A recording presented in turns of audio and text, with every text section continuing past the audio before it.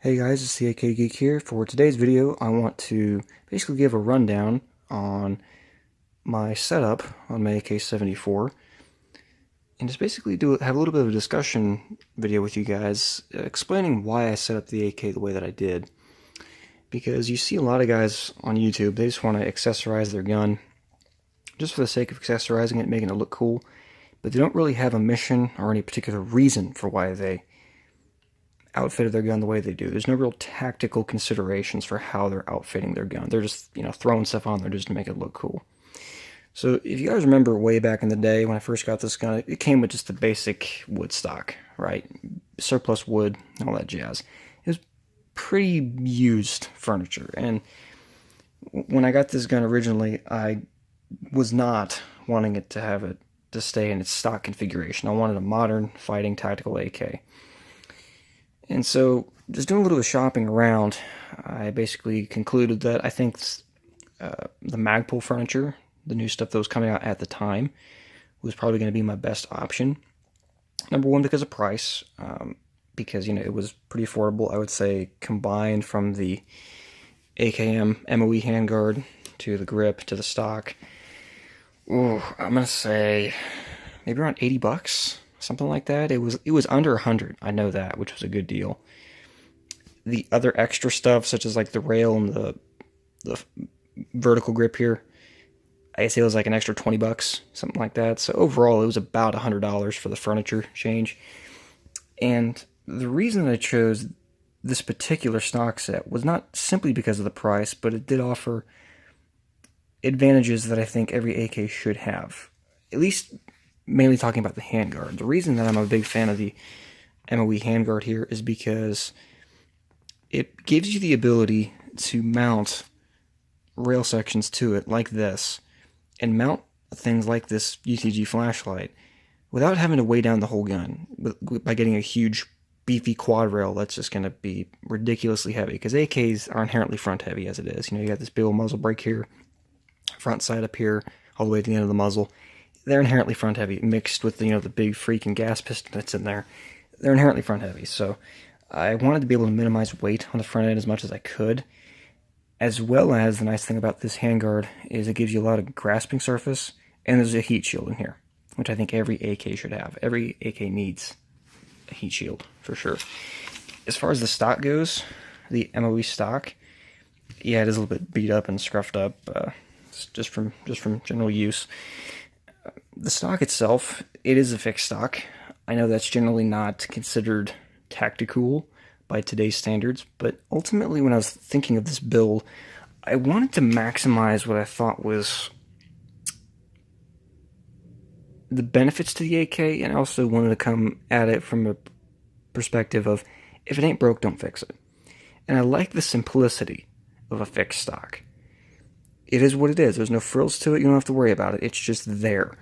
And as far as that goes, it works. As far as it does offer some unique advantages. It keeps the the cleaning kit idea there. You can put stuff in there you can put stuff in here, anything from tourniquet, bandages, batteries, whatever.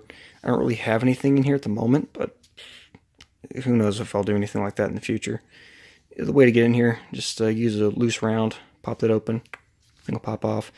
Another nice thing about it, because it is an MOE stock, you can mount cheek risers on here if you're running optics, which, as low as this optic sits, I don't feel like that's ultimately necessary on this gun.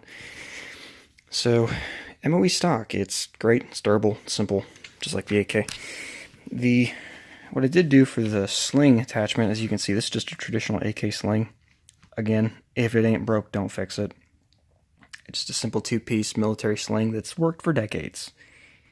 Super reliable, super dependable, and was not very expensive. Works for me. Now, as far as safeties, as you can see, I did not put in a Krebs safety. I don't feel it's ultimately necessary for me. I've just grown accustomed to the AK safety, and I live with it. Again, if it ain't broke, don't fix it. In my mind, there's nothing really inherently wrong with the AK safety if you run it the way it's supposed to be ran, which means this thing usually stays off most of the time. As long as you're safe, the gun will be safe. And so, Sorry if you hear anything in the background. I got family members watching movies and stuff in the next room over. So for this, I got a UTG flashlight. I can't remember the brightness of this. I think it's like 700 lumens or something. It's like really, really super bright. Again, really durable. Thing's built like a tank, and I'll probably end up blinding the dude before I ever end up having to shoot him, which is a benefit in terms of a home defense situation. So it works. The reason it's on the left side and not on the right side, because I am right-handed, the reason being is because I wanted to keep everything that would snag on gear or everything to be on the right side of the gun. Because again, on an AK, you got this bill charging handle and other things, so it keeps everything that would eventually snag on gear or anything, it keeps it on the opposite side of the gun, which is nice.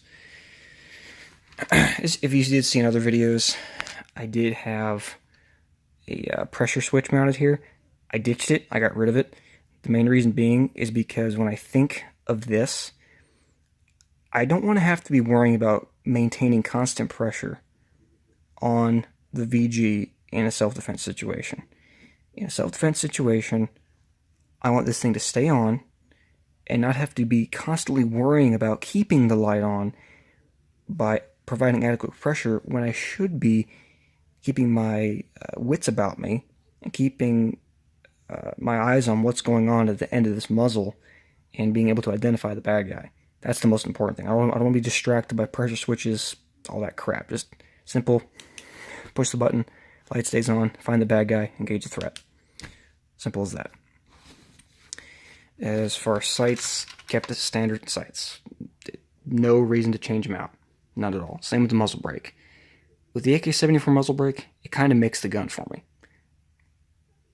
It ain't broke, don't fix it. As far as the optics rail, it's a TacSport rail. It's kind of an offshoot. It's basically a rip-off of the Midwest Industries rail, to be perfectly honest with you, but it provides all the same basic advantages of the original Midwest Industries AK rail. Mounts super low. It's got a really cool adjustment system here. Very simple, very easy to use. It's quick release, and it works great. I'm a big fan of the side rail system.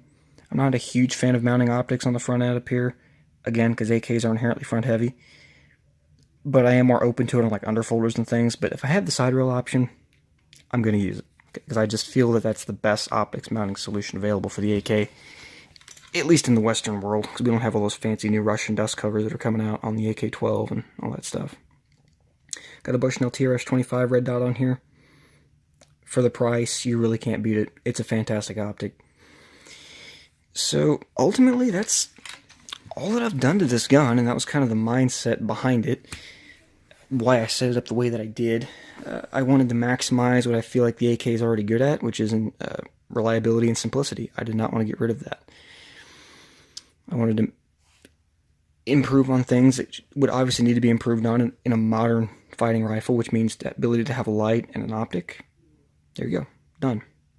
I do have another side rail that I want to eventually get a magnified optic for, which would be kind of cool, so I could just have a magnified optics option if I wanted to, because these do retain 0, contrary to what the AR-15 fanboys will have you believe.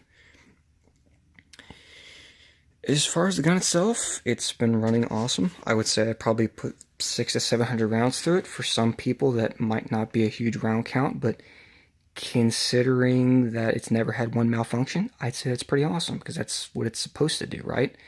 Contrary to what the elitists would have you believe, a parts kit build AK made by Century, it works fine.